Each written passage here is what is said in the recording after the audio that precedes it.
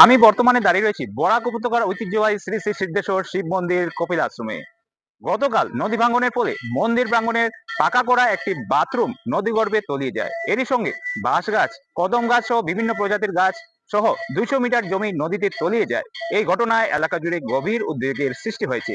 ভবিষ্যতে যাতে নদী ভাঙ্গনের কারণে মন্দিরের জমি কিংবা কোনো স্থাপনা ক্ষতিগ্রস্ত না হয় সেই বিষয়ে প্রয়োজনীয় ব্যবস্থা গ্রহণের দাবি জানিয়েছেন মন্দির পরিচালনা সমিতির সম্পাদক সুজন ভট্টাচার্য সহ কমিটির অন্যান্য কর্মকর্তারা। তারা বরাক উপত্যকার সকল জনপ্রতিনিধি সহ এবং রাজ্যের মুখ্যমন্ত্রীর দৃষ্টি আকর্ষণ করে দ্রুত প্ৰতিৰোধমূলক ব্যৱস্থা গ্ৰহণের অনুৰোধ জানিয়েছেন।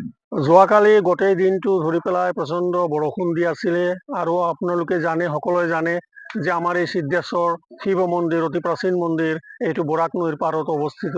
গতিকে যোৱাকালি হ'ল কি, ইয়াত লেণ্ডশ্লাইড ভূমিস্খলন হ'ল। তাৰ ফলত আমাৰ যিটো ৱাছৰুম আছিল সেইটো ভাঙি গুচি গ'ল মন্দিৰৰ পৰা, আৰু সেইকাৰণে আমি বিশেষ সতৰ্কতামূলক ব্যৱস্থা ইত্যাদি লোৱাৰ প্ৰয়োজন আছে। গতিকে মই সকলো সনাতনী ভাই বোনকে আৰু বিশেষকৈ আমাৰ এই অঞ্চলৰ বৰাক অঞ্চলৰ জনপ্ৰতিনিধিসকলক আৰু মাননীয় মুখ্যমন্ত্ৰী ডাঙৰীয়াক মই এই উদ্দেশ্যে বিনম্ৰ আবেদন জনাইছোঁ, কিবা এটা যাতে বিহিত ব্যৱস্থা হয় তাৰ কাৰণে অকণমান সষ্টম হ'বৰ কাৰণে। কাটিগড়া থেকে ভিডিও সহযোগী নজমুলের সঙ্গে আমি সৌমেন্দ্র পাল, এনি নিউজ।